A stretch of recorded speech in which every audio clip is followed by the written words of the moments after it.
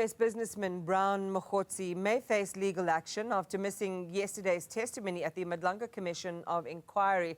He cited illness but didn't provide a medical certificate. Mogotsi is expected to answer allegations of his supposed influence over South Africa's law enforcement members. To help talk to the security implications of his allegations and what his absence means for the Commission's momentum, we will welcome to the program Eldred de Klerk. Good morning, Eldred. I know Ara's already said hello. Let's get straight into it then. It was interesting because the evidence leader, Matthew Chaskelson, was essentially pleading on behalf of Brown Mogotsi around the absence of his medical certificate.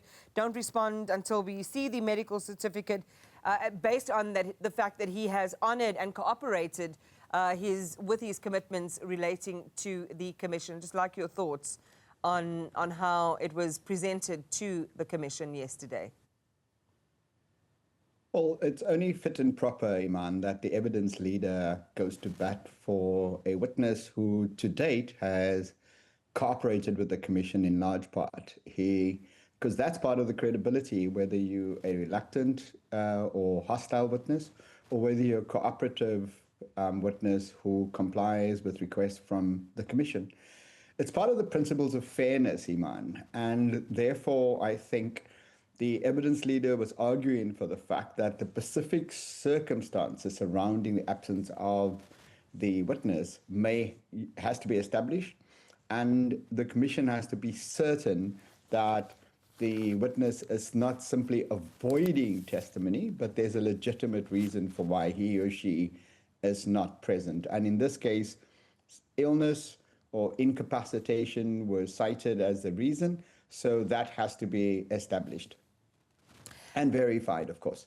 Absolutely, and it goes again to what Mbuyiseli Madlanga had said just last week, I believe it was, around putting in more stringent controls around these sick notes by potentially bringing in the doctors who are issuing them to come to the Commission or to give an account of why. I think it's really important then to go back to the type of evidence that we're expecting Brown Mogotsi to produce to the Commission. What was so interesting is at the outset of this particular leg of testimony, because he was there last year in November, is that he was expected to cover things that weren't hitherto canvassed, nor were canvassed by parliamentaries ad hoc committee before which he appeared last week. What are your spidey senses telling you about the lines of potential inquiry? Well, one of the things we're still not clear about, and we may have unjustly to him underestimated his influence, and we may have relegated to the point where we said that he's simply a patsy, that he's a runner, that he's a fixer. He may be more than that. He may be somebody who has his own interest in what was going on. He may have a vested stake in it. And he's the one person that everybody believes can actually tie in the Minister on Special Leave, other political figures, and members of the so-called Big Five cartel, and that he is a pivot or a nodal point around which a lot of those relationships and those introductions and the conversation has happened, and that he's the one that can cut Vusimuzi Matlala, tie in the minister and tie in former ministers and certain police officers, tie them together. And he's not really been forthcoming in terms of what he knows, how he knows it, and he hasn't been definitive either way. So he's playing quite a nifty game. We see him as important, and yet at the same time, you think he's simply lying and obfuscating, and that he really doesn't know much, and that he was getting more out of these relationships than what he was promising or delivering. And that shows a certain level of street smarts.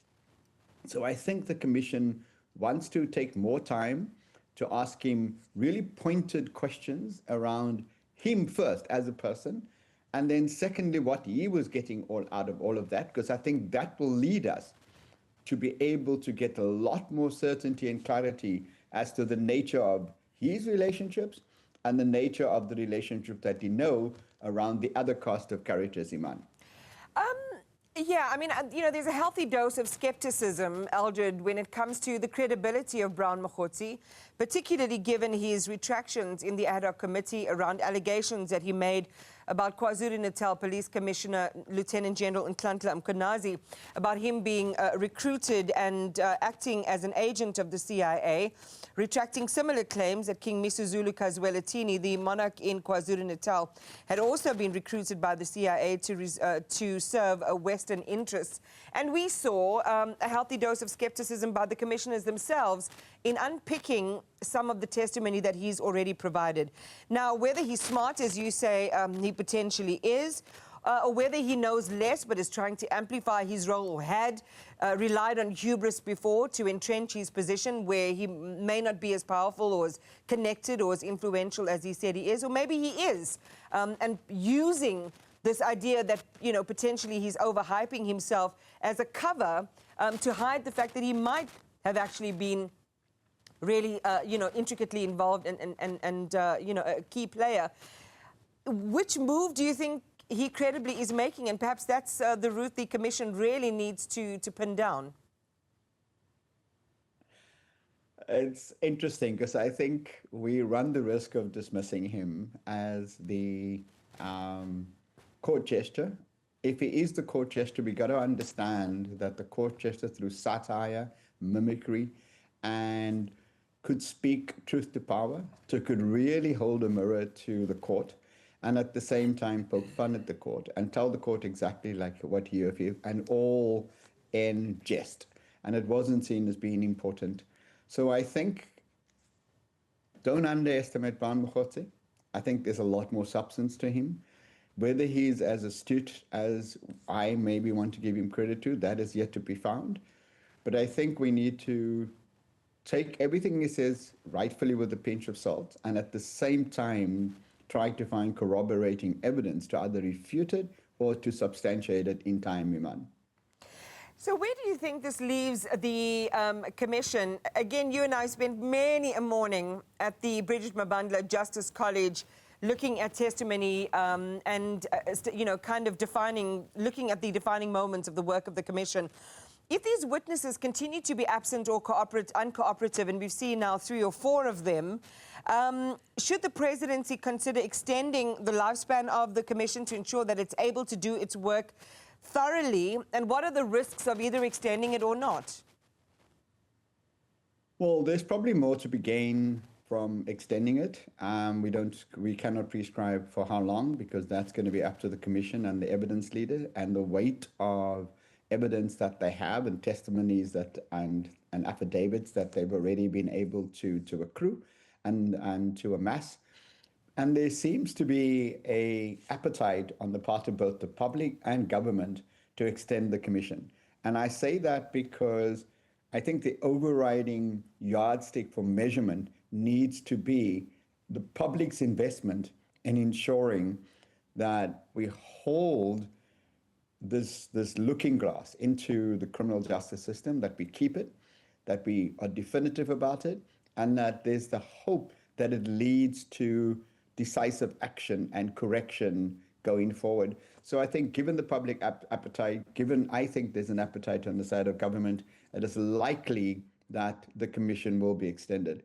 And there's a number of reasons the commission might ask for an extension, Iman.